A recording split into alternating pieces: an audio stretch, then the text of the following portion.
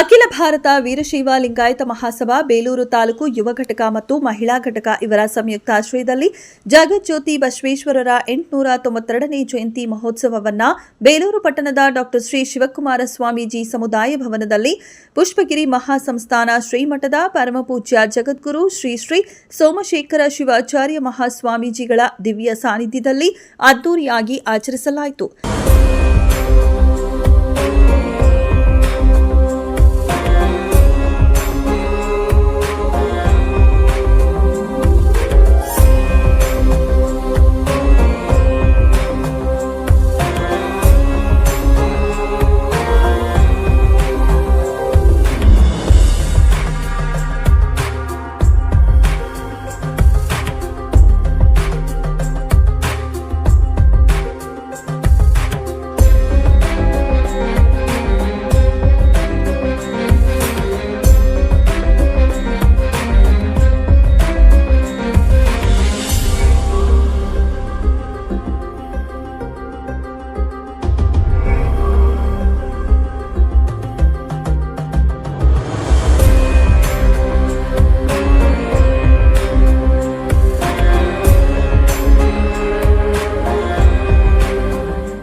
ಬೇಲೂರು ಪಟ್ಟಣದ ಬಸವೇಶ್ವರ ವೃತ್ತದ ಬಸವಣ್ಣ ಪುತ್ಥಳಿಗೆ ಪೂಜೆ ಸಲ್ಲಿಸಿದ ನಂತರ ವೀರಗಾಸೆ, ನಂದಿ ಧ್ವಜ ಹಾಗೂ ಪೂರ್ಣಕುಂಭ ಸ್ವಾಗತದೊಂದಿಗೆ ನೂರಾರು ಜನರ ಭವ್ಯ ಮೆರವಣಿಗೆಯ ಮುಖಾಂತರ ಪರಮಪೂಜ್ಯ ಸ್ವಾಮೀಜಿ ಅವರನ್ನ ಸಮುದಾಯ ಭವನಕ್ಕೆ ಕರೆತರಲಾಯಿತು. ಇನ್ನು ನಡೆದ ಅದ್ದೂರಿ ಕಾರ್ಯಕ್ರಮದಲ್ಲಿ ಜಗದ್ಗುರು ಶ್ರೀ ಶ್ರೀ ಸೋಮಶೇಖರ ಶಿವಾಚಾರ್ಯ ಮಹಾಸ್ವಾಮೀಜಿಗಳು ಹಾಗೂ ಸ್ಥಳೀಯ ಶಾಸಕ ಎಚ್.ಕೆ. ಸುರೇಶ್ ಅವರು ಮಾತನಾಡಿ ವಿಶ್ವಮಾನವ ಜಗಜ್ಯೋತಿ ಬಸವೇಶ್ವರರ ಬಗ್ಗೆ ತಮ್ಮ ಅಭಿಮತವನ್ನ ವ್ಯಕ್ತಪಡಿಸಿದರು. ಇವತ್ತು ನಾವು ಬಸವಣ್ಣನವರನ್ನ ಬೇರೆ ಬೇರೆ ಮಹಾತ್ಮರಿದ್ದಾರೆ. ಒಬ್ಬೊಬ್ಬ ಮಹಾತ್ಮರು ಒಂದೊಂದು ವಿಷಯಗಳನ್ನು ಇಟ್ಟುಕೊಂಡು ದೇಶದಲ್ಲಿ ಕ್ರಾಂತಿಯನ್ನು ಮಾಡುವಂತವರಿದ್ದಾರೆ. ಇವತ್ತು ಮಹಾತ್ಮ ಗಾಂಧೀಜಿಯವರು ಸ್ವತಂತ್ರಕ್ಕೋಸ್ಕರ ತಮ್ಮನ್ನು ತಲುಪಿಸಿಕೊಂಡಂಥದ್ದನ್ನು ನಾವು ನೋಡ್ತೇವೆ. ಅಂಬೇಡ್ಕರ್ ಅವರು ಈ ದೇಶದ ಬಡವರ ಬಗ್ಗೆ ಒಂದು ಸಂವಿಧಾನವನ್ನ, ಎಲ್ಲ ವರ್ಗರಿಗೂ ಒಂದು ಸಂವಿಧಾನವನ್ನು ಕೊಡಬೇಕು ಅಂತ ಹೇಳಿ ಅವರನ್ನು ನಾವು ತೊಡಸ್ಕೊಂಡಂಥದ್ದನ್ನು ನಾವು ನೋಡ್ತೀವಿ. ಒಬ್ಬೊಬ್ಬ ಶರಣರು ಒಂದೊಂದು ಆಧಾರದ ಮೇಲೆ ಈ ಭೂಮಿ ಮೇಲೆ ಗುರುತಿಸಿಕೊಳ್ಳುವಂತ ಕೆಲಸವನ್ನು ಮಾಡಿದರು. ಆದರೆ ಬಸವಣ್ಣನವರು ಸರ್ವೇ ಜನ ಸುಖಿನೋ ಭವಂತು, ಸಕಲ ಜೀವಾತ್ಮರಿಗೆ ಲೇಸನ್ನು ಬಯಸಬೇಕು ಅಂತ ಹೇಳಿದಂತ ವ್ಯಕ್ತಿ ಯಾವುದಾದ್ರೂ ಇದ್ರೆ ಅದು ಬಸವಣ್ಣನವರು ಒಬ್ಬರೇ ಅನ್ನುವಂಥದ್ದನ್ನ ನಾವು ಹೇಳಿಕೊಳ್ಳಬಹುದು.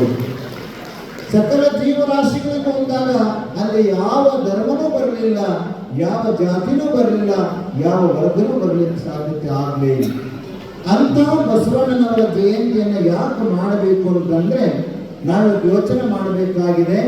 ಇವತ್ತು ಎಲ್ಲ ದೇಶಗಳಲ್ಲಿ ಇವತ್ತು ಅಣುಬಾಂಬನ್ನು ತಯಾರಿ ಮಾಡಿಕೊಂಡಿದ್ದಾರೆ. ನಮ್ಮ ಲಿಂಗೇಶಣ್ಣನವರು ಇತ್ತೀಚಿನ ಭಾಷಣಗಳಲ್ಲಿ ನಾವು ಯಾಕೋ ಬಹಳ ಕೇಳ್ತಾ ಇದ್ದೀವಿ. ಲಿಂಗೇಶಣ್ಣನವರು ಹಿಂದುತ್ವದ ಬಗ್ಗೆ ಬಹಳ ಮಾತಾಡೋಕೆ ಶುರು ಮಾಡಿದ್ದಾರೆ.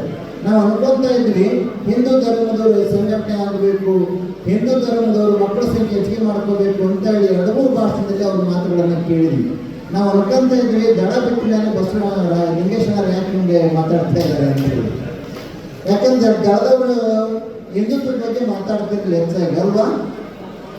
ಇದು ರಾಜಕೀಯ ಎಲ್ಲ ಬರ್ತೀವಿ, ನೀವು ರಾಜಕೀಯ ಅಂತ ಬರೆದಿರಪ್ಪ ಪೇಪರ್ನವರು.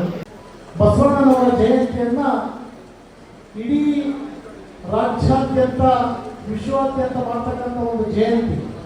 ಆದರೆ ಈ ಜಯಂತಿಗೆ ಮೆರುಗನ್ನು ಕೊಟ್ಟಂತಹ ಸಂದರ್ಭ ಈ ರಾಜ್ಯದ ಮಾಜಿ ಮುಖ್ಯಮಂತ್ರಿಗಳು, ನಮ್ಮೆಲ್ಲರ ನಾಯಕರು, ರೈತ ನಾಯಕರು 2014ನೇ ಇಸ್ವಿಯಲ್ಲಿ ಅವರು ಈ ರಾಜ್ಯಕ್ಕೆ ಬಸವೇಶ್ವರ ಜಯಂತಿಯನ್ನ ರಜವನ್ನು ಘೋಷಣೆ ಮಾಡಿ ಪ್ರತಿ ಕಚೇರಿಗಳಲ್ಲೂ ಸಹ ಬಸವೇಶ್ವರನ ಒಂದು ಫೋಟೋವನ್ನು ಇಡಬೇಕು ಅಂತಕ್ಕಂಥ ಕೊಟ್ಟಂತ ಮಹಾನ್ ಕೀರ್ತಿ ಅದು ಸನ್ಮಾನ್ಯ ನಮ್ಮ ನಾಯಕರಾದಂಥ ಯಡಿಯೂರಪ್ಪನವರಿಗೆ ಸಲ್ಲತಕ್ಕಂಥದ್ದು.